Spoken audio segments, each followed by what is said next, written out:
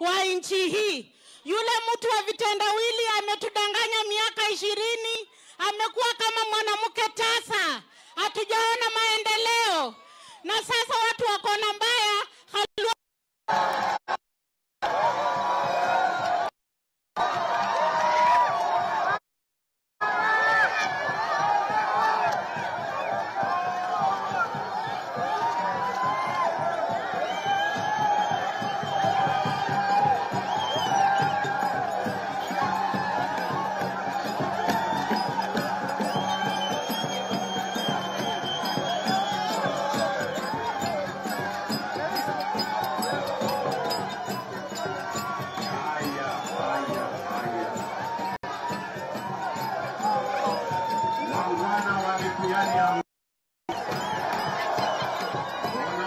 Hamjambo.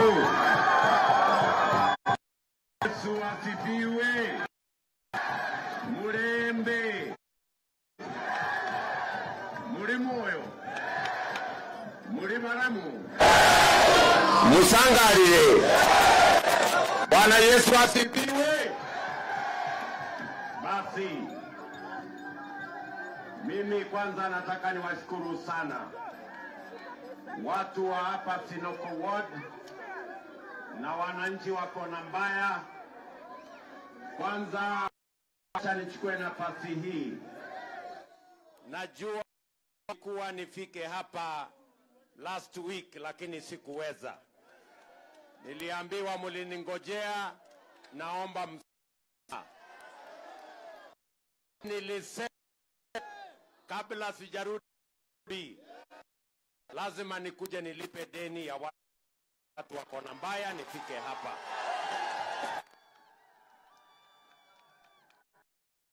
Tunaelewana?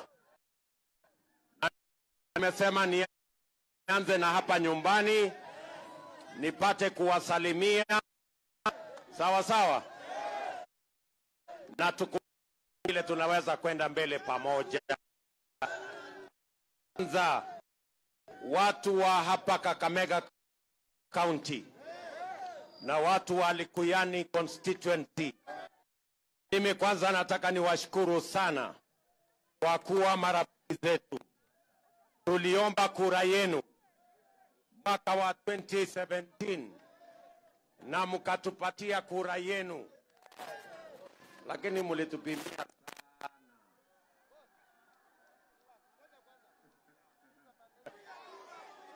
Lakini hata na hivyo mlitupatia maombi nyingi, ndio tukaunda serikali ya Kenya.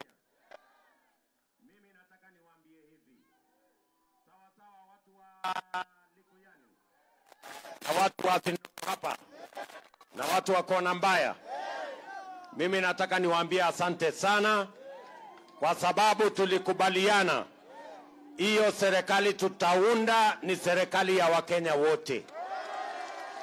Ndio sababu hiyo katika kaunti hii ya Kakamega, nyinyi mnanielewa? Katika hii kaunti ya Kakamega, vile tunajenga barabara za Kenya, tulisema lazima tujenge barabara za Kakamega. Ndio kama national government ifike mpaka Soi. Hiyo barabara vile vile nikisimama hapa ni deni yetu, lazima tujenge na tuwawekee lami. Nyinyi mnanielewa jameni? Kwa sababu tulisema kwa zile barabara kilomita 10,000 tumejenga Kenya, bado tuko na deni ya karibu kilomita 200 ya watu wa Bungoma County. Na moja ya hizo barabara deni yetu ni hii ambayo mimi nimesema. Tunakubaliana ndugu zangu? Hapa Bungoma tulianza 2013, watu walikuwa na stima hapa Bungoma walikuwa watu 17,000, lakini leo tumefikisha watu 1,131 ambao tumewaunganishia stima. Na mimi nasimama hapa Ndalu kuwaambia hiyo kazi ya kuunganisha stima kwa wananchi manyumbani haitasimama mpaka tufikishe stima kwa nyumba ya kila mwananchi. Mnanielewa? tulikubaliana vile vile ya kwamba hamutakuwa mnaenda tena kutafuta referral facility kule Eldoret. Tukaweka vifaa ya hospitali hapa Bungoma, ile referral hospital. Tukaweka vifaa ya karibu shilingi milioni 500 ndio watu wa hapa waweze kwenda katika hospitali hapa Bungoma na wapate matibabu ya sawasawa. Na vile vile tukaweka equipment ya karibu shilingi milioni 200 katika hospitali yenu ya Webuye, kwa sababu tunataka watu wa Bungoma waweze kupata matibabu mahali karibu. Lakini mimi najua bado tuko na sehemu kubwa ya kuweza kuboresha mambo ya matibabu katika kaunti hii ya Bungoma. Tunaelewana jameni? Mimi vile vile nataka niwaeleze, tulikubaliana mambo ya elimu na tukasema ili kubadilisha mambo ya elimu na vijana wetu wapate mahali ya kujifunza ufundi na teknolojia na taaluma zingine, vile tunajenga technical training colleges Kenya. Hapa Bungoma tumejenga technical training colleges 5 mpya hapa Bungoma County. Tumejenga ya hapa Tongaren, tumekamilisha, watoto wanasoma. Tumejenga ya kule Mount Elgon, tumejenga ya Sirisia, tunajenga saa hizi ya Bumula, tumejenga ya Webuye West. Na mimi nataka niwaambie ya kwamba hiyo kazi ya kujenga shule ya teknolojia ni kuhakikisha kwamba hawa vijana wetu wote wanapata nafasi ya kujifunza ufundi na teknolojia, ndio tuwapange kwa mambo ya ajira. Watu wa Ndalu tunaelewana? Na ndio mimi nimefika hapa leo. Na mimi nimekuja hapa kwa unyenyekevu mkubwa, kwa sababu mnajua mwaka huu tuko na nafasi ingine ya kuunda serikali tena. Watu wa Ndalu na watu wa Tongaren, mko tayari? Mko tayari tuunde serikali ya mwaka huu? Mko tayari? Mimi nataka mnisikize kwa makini, kwa sababu hii Kenya iko na watu wenye kiburi na madharau makubwa. Yani nyinyi watu wa Ndalu na Tongaren, mimi nataka niwaulize, ati watu kama 50 wameenda kuketi chini kwa hoteli kule Safari Park Nairobi, ati wanafanyia interview ati nani atakuwa rais, ati alafu watu waamulie kwa hoteli kule Nairobi, ati kwa sababu wao wako na pesa katika mabank account yao. Mimi nataka niulize nyinyi watu wa Ndalu, kuna watu mlituma Nairobi ati Safari Park waende wafanye interview nani atakuwa rais wa Kenya? Mlitumana? Mlitumana ati waende wafanyie watu interview? Wenye kuamua ni nyinyi ama ni wale? Nyinyi ndio mtaamua nani rais. Sasa kwa sababu ya kiburi na madharau, ati wanaume wachache, ati kwa sababu wako na pesa kwa akaunti yao, ati wanatuambia hatuna maana, wataketi chini kwa hoteli watu 50 ati watuamulie ati nani atakuwa rais wa Kenya. Ati alafu watuletee hii nini yako, weka chini nani tafadhali, weka hii chini. Ati watatuamulia, ati watuletee kibaraka wao. Ngojeni kwanza, watuletee kibaraka wao ambaye wameketi na yeye, wamekubaliana na yeye, ati watachunga mali yao, ati watuletee sisi, ati tuchague kibaraka ya watu wengine. Mimi nataka niulize nyinyi watu wa Ndalu, mtakubali madharau na kiburi kama hiyo? Ati wanaume wachache kwa sababu wako na pesa watatuamulia nani atakuwa rais? Na mimi nataka niwaulize, hii kiburi na madharau tusipokomesha, si hawa watu baada ya kuamua nani atakuwa rais wetu watakuja hapa watuambie nyinyi ni watu bure, leteni bibi zenu tuwazalie watoto? Madharau kama hiyo lazima tukomeshe, na hii ndio mwaka tutakomesha madharau na kiburi katika Kenya hii. Mtu ajue hata kama uko na mabilioni kwa benki yako, kura yako ni moja, kama ya mama mboga hapa Ndalu, kura yako ni moja. Sijui kama tunaelewana watu wa Ndalu. Tunaelewana? Na ndio mimi nimekuja hapa kwenu. Mimi nataka tukubaliane na nyinyi safari hii. Hawa watu kwa sababu ya madharau ati wanataka kutuchagulia nani anakuwa rais.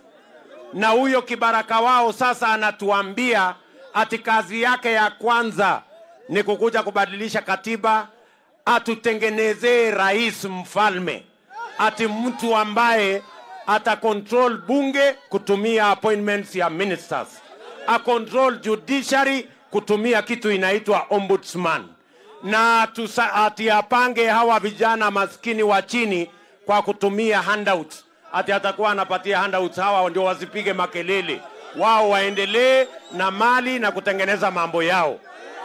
Mimi ninawaambia watu wa Ndalu, watu wa Tongaren, mwaka wa kuambiana ukweli ni mwaka huu. Mwaka wa kukomesha kiburi na madharau ni mwaka huu. Hawa watu lazima wajue Kenya hii si yao peke yao. Kenya hii ni yetu sisi wote. Na mimi nawaambia hivi, na nataka munisikize kwa makini, kwa sababu hawa watu wanasema wanataka kutupangia ati rais pepari ambaye atagandamiza watu, atakuwa na uwezo wa kucontrol bunge, a control judiciary. Sisi tunawaambia mambo ya kubadilisha katiba, mambo ya vyeo na mamlaka ya viongozi itangojea kwanza. Hatua yetu ya kwanza mwaka huu, priority number 1, na mimi nataka nikubaliane na watu wa Tongaren na Ndalu.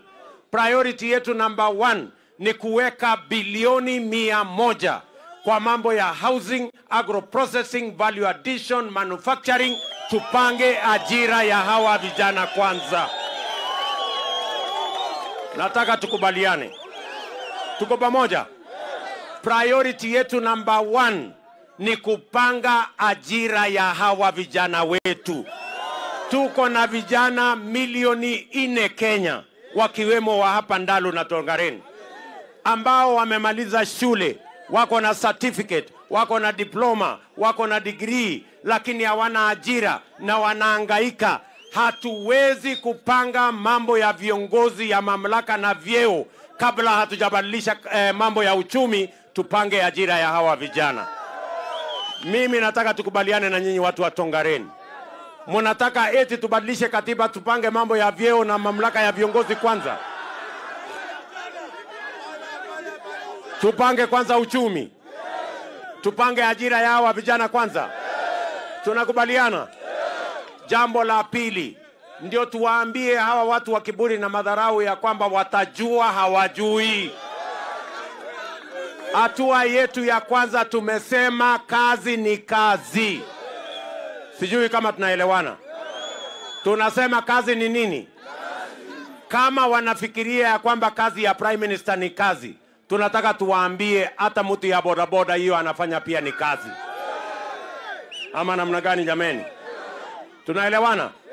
Ndio mimi ninasema hivi, mwaka huu kwa sababu watu 80% ya wafanyabiashara wote Kenya ni hawa wafanyabiashara wa chini, hawa wanaitwa micro, small and medium enterprise. Ni kweli ama si kweli? Ukisikia micro small usifikiri ni Kiingereza. Biashara yenyewe ni hii ya bodaboda na mama mboga, hiyo ndio micro. Ile ingine ni Kiingereza mingi ya bure.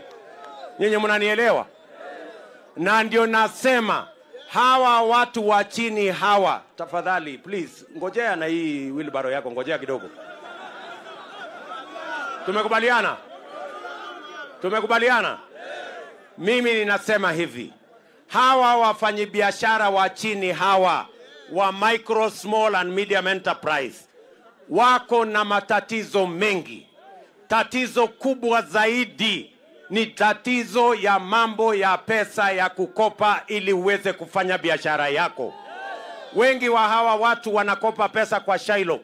Shylock anakupatia 1,000, anakuambia rudisha jioni na shilingi 100 juu yake. Ni kweli ama si kweli? Huyu jamaa ananiambia siku hizi wameongeza hata ni 200.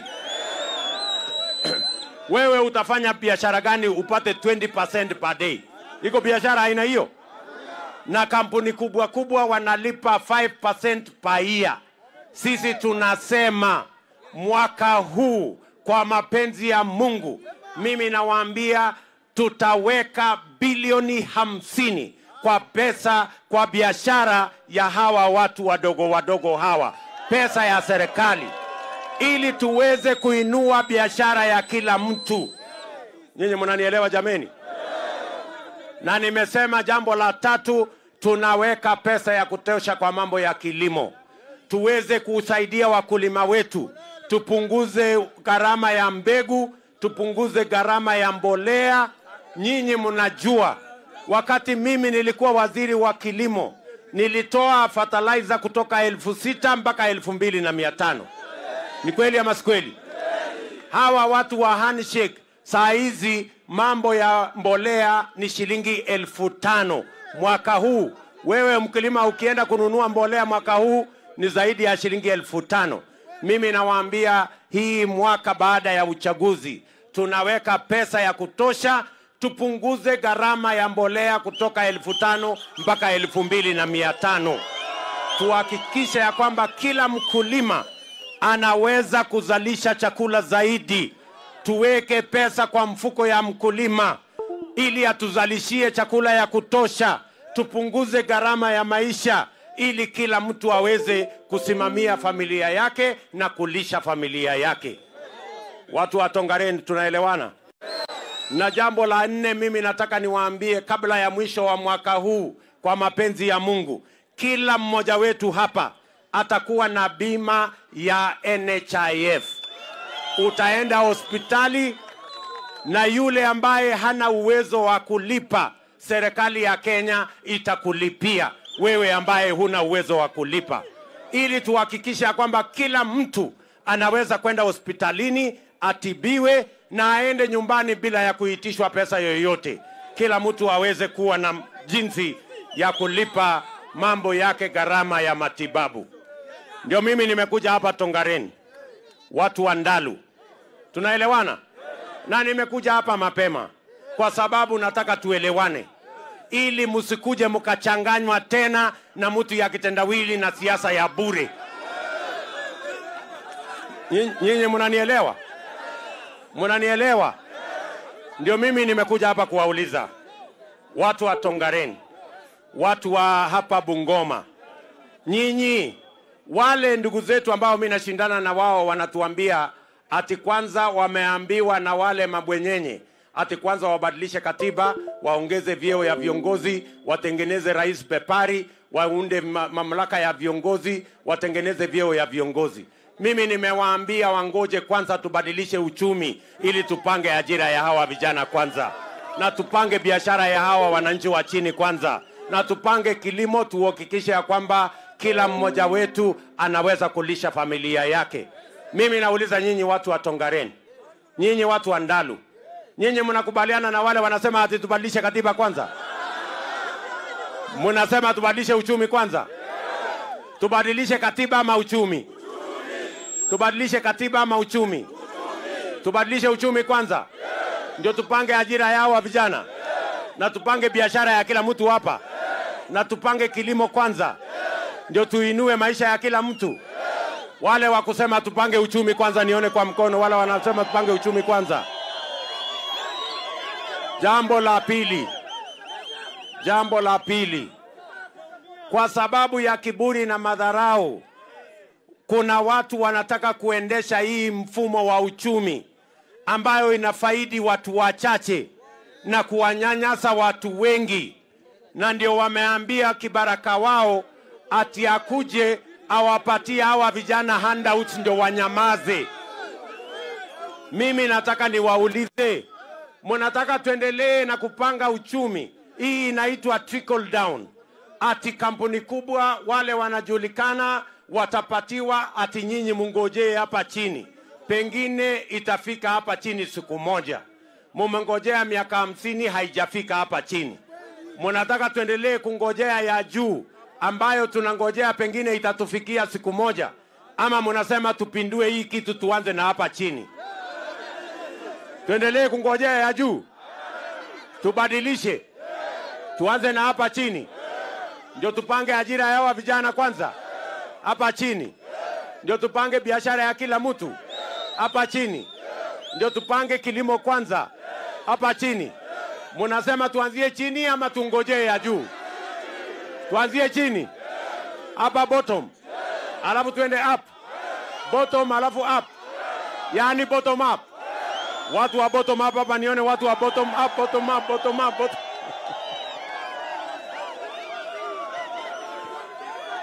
Tumekubaliana? Sijui kama tumekubaliana watu wa Ndalu. Tunaelewana? Mwisho, mimi nataka niwaulize, kwa sababu hapa sisi watu wote ni watu wazima na watu tuko na akili. Ni kweli ama si kweli? Si mnajua iko mashindano hapa ya nani atakuwa kiongozi wa Kenya? Na hii mashindano sio mashindano ya urembo, ni mashindano ya kazi. Ni kweli ama si kweli? Mimi nataka niwaulize, si mnajua mimi nashindana na bwana Kitendawili? Nashindana na ule mtu watermelon wa katikati na hawa wengine. Sasa mimi nauliza nyinyi, si bwana Kitendawili alikuwa prime minister? Si huyo mwingine alikuwa vice president? Si mimi ni deputy president leo? Sasa hapa Bungoma, mimi nikiwa deputy president, mimi nimekuja nikaanzisha barabara ya Kopsokony, ndio ile karibu inafika Chepkube. Nimekuja kuanzisha barabara ya Lwakhakha, imefika pale Chwele. Nimekuja kuanzisha barabara ya kutoka Musikoma, ndio ile inaelekea karibu Mungatsi. Ni kweli ama si kweli? Ni kweli ama si kweli? Colleges 5 mpya ya TTI tumejenga Bungoma, ikiwemo yenu ya Tongaren. Ni kweli ama si kweli? Sitima mulikuwa naye watu 17,000, leo imefika watu 1,131. Hospitali yenu ya hapa ya Bungoma Referral Hospital tumeweka equipment ya milioni 500 na ya Webuye equipment ya milioni 200. Mimi nauliza nyinyi, hawa ambao mimi nashindana na wao, kazi yao hapa Bungoma iko wapi? Tuseme ukweli. Tuseme ukweli, kazi yao Bungoma iko wapi? Wana Kitendawili kuna barabara yote amepanga hapa ikajengwa? Mumesikia stima yote amepanga imejengwa? Technical Training College amepanga imejengwa? Sasa mimi nauliza nyinyi watu wa Tongaren, tukiwa watu wazima, tukiwa watu wenye akili, nyinyi mtapatia mtu kazi ambaye amekuwa na nafasi ya uongozi, hakuna alama yoyote ya kazi amefanya, ni story tu, tibim tialalaria? Huyo ndio mtapatia nafasi ya kuongoza tena Kenya yetu hii? Mimi nauliza nyinyi watu wa Ndalu kwa unyenyekevu, jameni, kura yenu ni ya Kitendawili ama ni ya Hasla? Kura yenu ni ya Kitendawili ama ya Hasla? Hebu nione kura ya Hasla hapa, nione kura ya Hasla.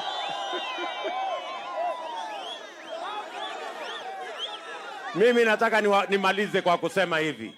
Sawa sawa? Tunaelewana? Kwa sababu hawa watu tumewashinda pande zote. Tumepanga sera ya bottom up, hawana sera. Tumepanga mpango ya kuunganisha Wakenya, hawana. Tumepanga mambo ya chama ya UDA, yao haijulikani ni gani. Tumepanga vile ya kuunganisha Wakenya, hawana mpango. Sasa imebaki ni watu tu ya propaganda. Simulisikia walikuwa wanatuambia ati mimi siwezi kufika kwa debe. Si ule mzee wa nyororo ule anafunganga nyororo kwa shingo alikuwa anasema ati siwezi kufika kwa debe. Si munasikia sasa wametengeneza propaganda ingine. Wamesema ati hata huyu Hasla tunajua atapita kura, lakini deep state na system haiwezi kumtangaza kuwa rais. Mimi nataka niulize nyinyi watu wa Ndalu, na nataka munione vizuri. Nyinyi mkiniona mimi ni mtu ya kunyang'anywa kura kweli? Mimi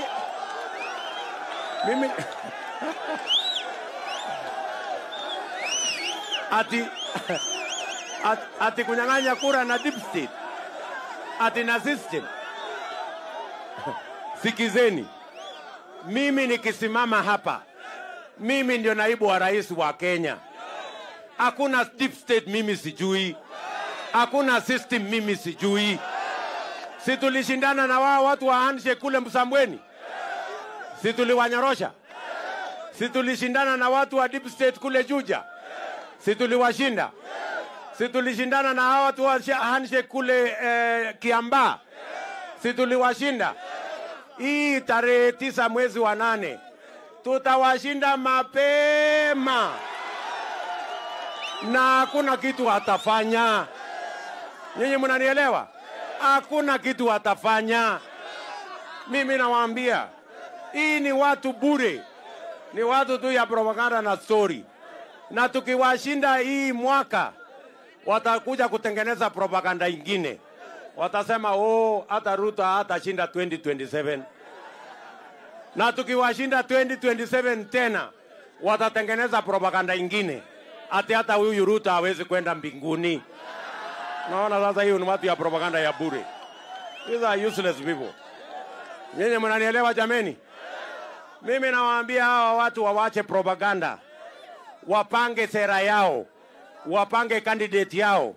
Wapange mpango yao ya maendeleo. Wakuje waongee na wananchi. Wawache kukaa kwa mahoteli wakifikiria ya kwamba wataamulia hoteli.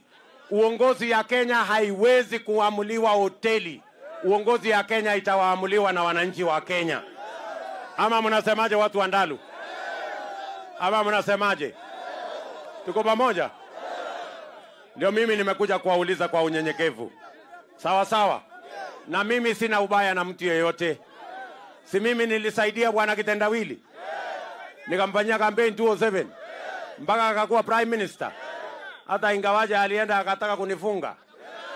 Sinifanyia huyu Uhuru Kenyatta rafiki yangu mpaka akakuwa rais. Leo mimi ninasema nitafanya na hawa mahasla mpaka kila hasla ajisimamie. Kwani iko makosa? Iko makosa nikisaidiana na hawa mahasla? Sasa mbona watu wanakasirika na mimi? Wanakasirika nini? Kwani ilikuwa imeandikwa ati mimi kazi yangu ni kuwa mtumishi wao? Bana. No. Watu wa Ndalu tumekubaliana. Mnakubali tuunde hii serikali mwaka huu. Ndio tupange biashara ya kila mtu. Na tupange hawa vijana wetu wapate ajira. Na tuondoe madharau na kiburi katika taifa letu la Kenya. Tumekubaliana. Kwa hivyo nikisema harambee tunasema UDA. Harambee. Harambee. Harambee. Nikisema UDA tunasema kazi ni kazi. UDA. UDA. UDA. Sasa mimi nauliza nyinyi, Omwami Musalia Mudavadi, Omwami Moses Wetangula, mnataka hawa wangwana wafanye na kitendawili ama wafanye na hasla? Wafanye na kitendawili ama na hasla? Wafanye na hasla. Hebu nione wala wanasema wafanye na hasla. Bas, nafikiri ripoti itawafikia. Ama namna gani? Tuko pamoja? Hapa niko na wabunge. Mimi nataka nimuite Mheshimiwa Benjamin Washali, mbunge wa Mumias.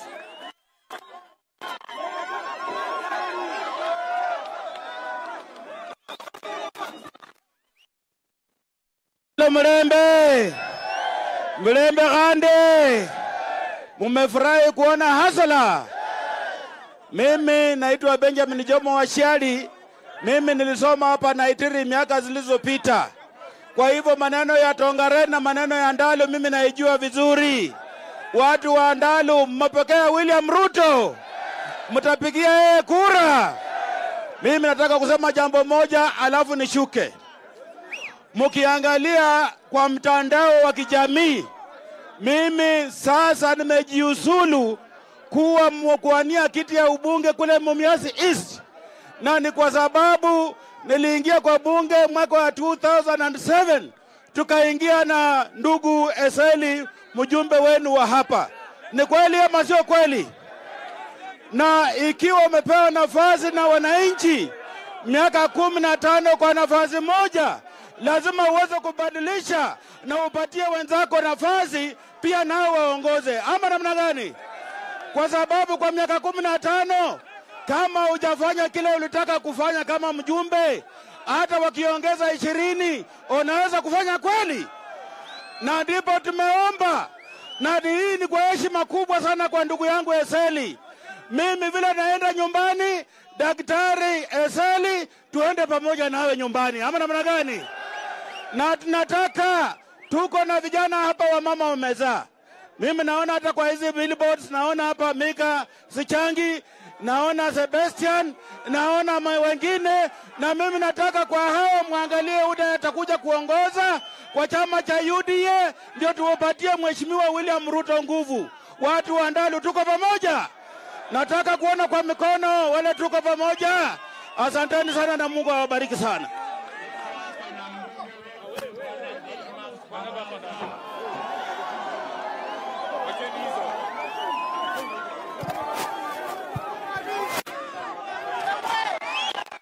Bas. Bandu bandalu mulembe. Mulembe swa. Mulembe te. Mulimoyo. Mimi yangu ni machache sana siku ya leo. Kenya hii saa hii tunataka kiongozi ambaye analeta maendeleo. Mimi nimekuwa mjumbe miaka 4. Huko kwangu Kimelili huko nimejenga gorofa 15 watoto wanasomea ndani. Hapo mko na gorofa ngapi? Mjumbe wenu amejenga ama hajajenga? Na amekuwa mjumbe hapa miaka 15. Alafu yeye amekaa huko Nairobi ati na Raila Odinga ati watakuja kwangu huko na candidate yao, alafu waambie watu wa Kimilili ati waninasa mimi ni kwenda nyumbani. Mimi ni mtu ya kunaswa? Kati ya mimi na mjumbe wenu nani ndio wa kunaswa? Sini Eseli Simiyu ndio ya kunaswa? Mimi nataka mjikomboe. Amekuwa hapa miaka 15. Kama ni kutaka mayai, ile mayai lazima ingekuwa imeagua, pia imeanza kutaka mayai mengine. Mtafute wajumbe wa UDA, muwaeke hapa, washikane na mimi, tushikane na William Ruto, tubadilishe nchi yetu hii. Kwa sababu kura ambayo tutapika mwaka huu si kura ya mashindano ya urembo. Ni kura ya kuhakikisha kuna maendeleo ambayo tunaleta ya kwenda mbele. Si ndio? Nilimuuliza Eseli Simiyu, rafiki zako hakina nani? Mbele yake Raila Odinga, nyuma yake Francis Atwoli, mahasala wa Tongareni wamekasirika.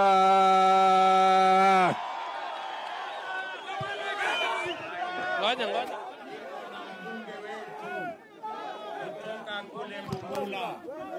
Anaitwa Mheshimiwa Mwambu.